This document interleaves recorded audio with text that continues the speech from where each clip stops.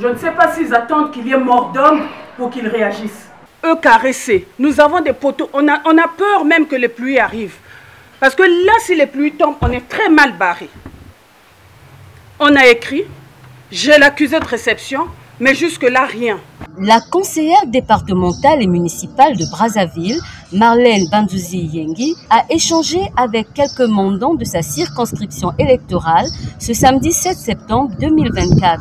L'élu des quartiers Kinsundi, Kingwari, Latanaf et Barrage à Makelekele, dans le premier arrondissement de Brazzaville, a saisi cette occasion pour édifier ses montants sur la fonction du conseiller local. J'ai convoqué mes mandants, surtout pour leur édifier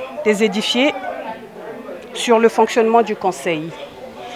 Certains membres ou certaines personnes pensent que les conseillers sont rémunérés et donc ne font rien dans leur circonscription. Or, l'article 105 de notre règlement intérieur stipule que la fonction de conseiller départemental et municipal est gratuite.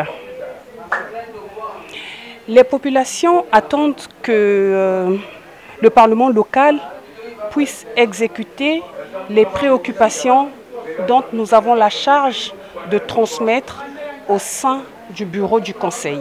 Marlène Bandouzi Yengi n'a pas manqué d'évoquer les préoccupations des populations de ces quartiers qu'elle a présentées au bureau du conseil départemental et municipal de Brazzaville, entre autres le manque d'éclairage public, la vétusté des poteaux électriques qui représenteraient un danger pour les populations, les routes impraticables, le vieillissement du centre de santé intégré. Aussi, la conseillère a saisi cette occasion pour sensibiliser les participants sur la loi Mwebara qui protège la femme en République du Congo avant d'interpeller ces derniers sur la délinquance juvénile dans les quartiers. J'ai profité de l'occasion pour leur édifier sur ce que stipule la loi Mwebara.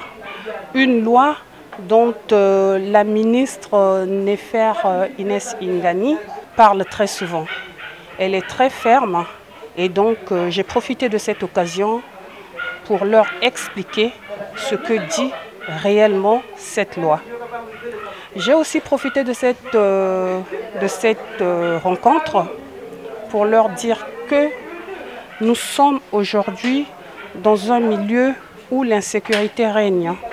Donc que les mamans que nous sommes puissent faire un effort.